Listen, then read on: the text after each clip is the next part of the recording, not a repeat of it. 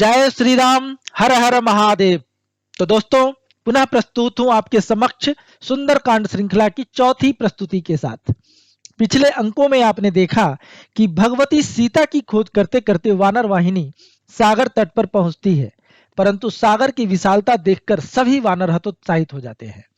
कहां शाखा से शाखा फिरने वाले वानर और कहां अकूत जलराशि से लहराता अभिमानी समुद्र। ऐसे में जामवंत जी हनुमान जी को सागर लंघन के लिए प्रेरित करते हैं। जैसा कि आपको विदित होगा, हनुमान जी अपनी सारी शक्ति विस्मृत कर चुके थे बालपने की नटखटता के कारण। जामवंत जी की प्रेरणा के कारण उन्हें अपने अनंत बल राशि का स्मरण होता है और फिर महाबली बजरंगबली सागर लांघने के लिए उद्यत हो जाते हैं। फिर हनुमान जी ने विराट स्वरूप धारण किया और उन्होंने महेंद्रगिरी पर्वत से उछाल भरी। मार्ग में अनेक बाधाओं को पार करते हुए हनुमान जी लंका पहुंचते हैं और लंका के रखवार लंकनी को सबक सिखाते हैं। पूरे लंका की अच्छी तरह रेकी करके हनुमान जी अशोक वाटिका पहुंचते हैं, जहां वे भगवती सीता का दर्शन करते हैं। पिछले अंकों में आपने यहाँ तक की काव्यमय कथा सुनी थी। अब आगे बढ़ते हैं और देखते हैं क्या होता है। एहि विधि करत विचार कपि तरु पल्लव धरि ओट। एहि विधि करत विचार कपि तरु पल्लव धरि ओट।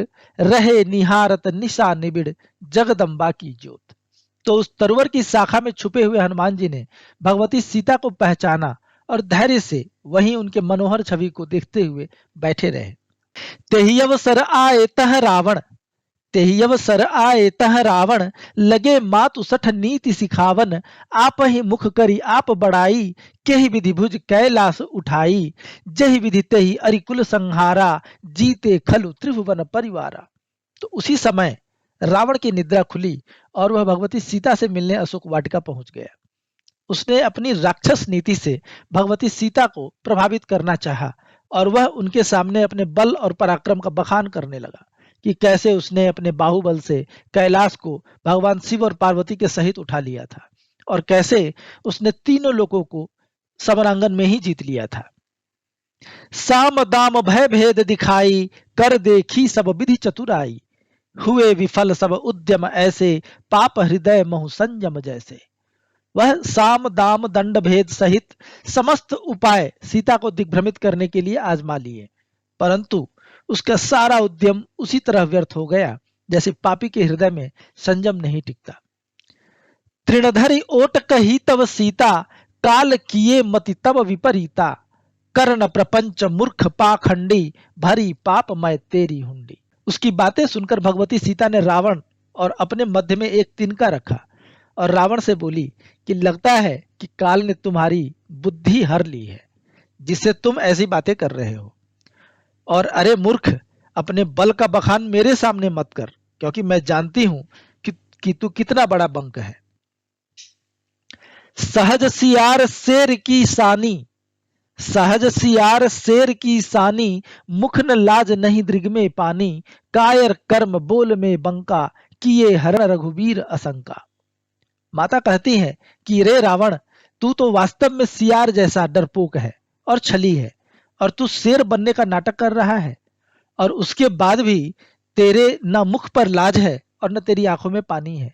तू इतना ही बड़ा वीर है तो श्री राम से लड़कर मुझे छीन कर लाता, लेकिन तू तो उनके डर से चोरों वाला रास्ता चुना। सुन कठोर सीता मुख वाणी, विहसा जगत विदित अभिमानी। आहत सकल कलुष प्रत्याशा, ताना हर प्रदत्त ससिहासा।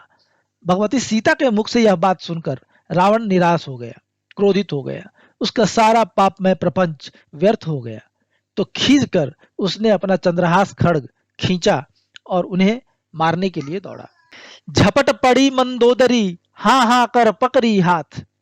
झपट पड़ी मंदोदरी, हाँ हाँ कर पकड़ी हाथ। है अवध्य अबला सकल, समुझाई यह बात।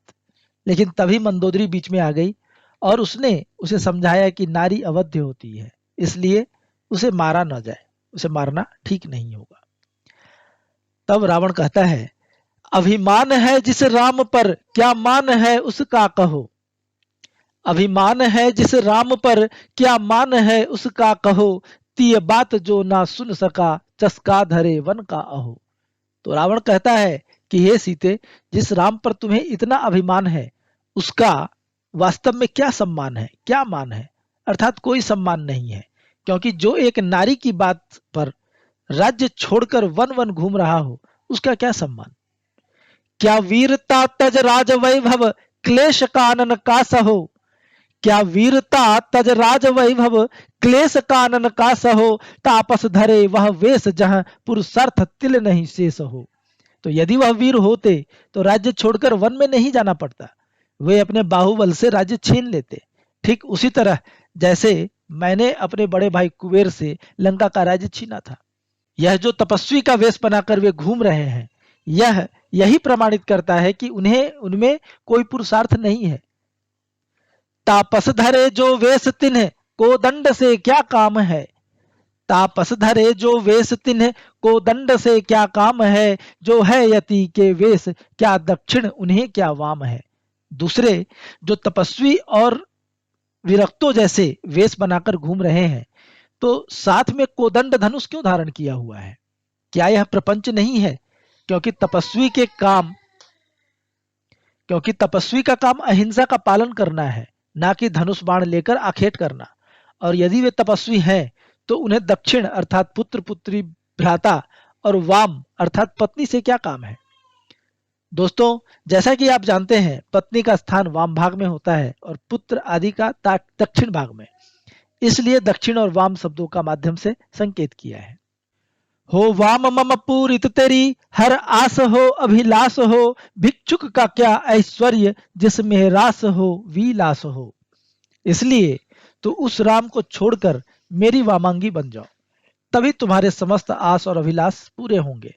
उस भिक्षुक राम के साथ भला कौन सा सुख है। हो तुष्ट मम अभिलाष वा संतुष्ट चंद्रहास हो। धारण करो यह प्राण अवधि पास तब 2 मास हो। तो या तो मेरी अभिलाषा पूर्ण करो या फिर मेरे इस चंद्रहास खड्ग की प्यास पूरी हो। इसलिए तुम्हें 2 महीने का समय देता हूं, या तो मेरी बात मान जाओ या अपनी प्राण गंवाओ। तो दोस्तों, इस छंद की एक बार पुनः आवृत्ति करूंगा बिना अर्थ के साथ। अभिमान है जिस राम पर क्या मान है उसका कहो। तीय बात जो ना सुन सका चस्का धरे वन का अहो। क्या वीरता तज राज वैभव क्लेश कानन का सहो। तापस धरे वह वेश जहां पुरुषार्थ तिल नहीं शेष हो। तापस धरे जो वेश तिन्ह को दंड से क्या काम है। जो है यति के वेश क्या दक्षिण उन्हें क्या वाम है। हो वाम मम पूरित तेरी हर आस हो अभिलाष हो। भिक्षुक का क्या ऐश्वर्य जिसमें रास हो विलास हो तुष्ट मम अभिलाष वा संतुष्ट चंद्रहास हो। धारण करो यह प्राण अवधि पास तब 2 मास हो। गरल गिरा ज्यों कंठ में श्रवण वचन सुन मंद। बोली वचन सकोप सिय धिक धिक रे मति अंध। तो रावण की बातें सुनकर भगवती सीता को यूं लगा जैसे किसी ने उन्हें जबरन हलाहल पिला दिया हो। उन्होंने क्रोध से भरकर थर थर कांपते हुए कहा कि रे दुष्ट, तुझ पर धिक्कार है, क्योंकि तेरी मति मारी गई है। तो दोस्तों, सुंदरकांड श्रृंखला की यह प्रस्तुति यहीं पर समाप्त होती है। आपको यह कविता कैसी लगी, कृपया अपने विचार कमेंट्स के माध्यम से जरूर बताएं। लाइक करें, शेयर करें। साथ ही यदि आपने अभी तक सब्सक्राइब नहीं किया है तो कृपया मेरे चैनल को सब्सक्राइब भी करें।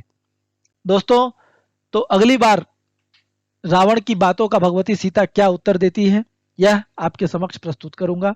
तब तक के लिए जय श्री राम, हर हर महादेव।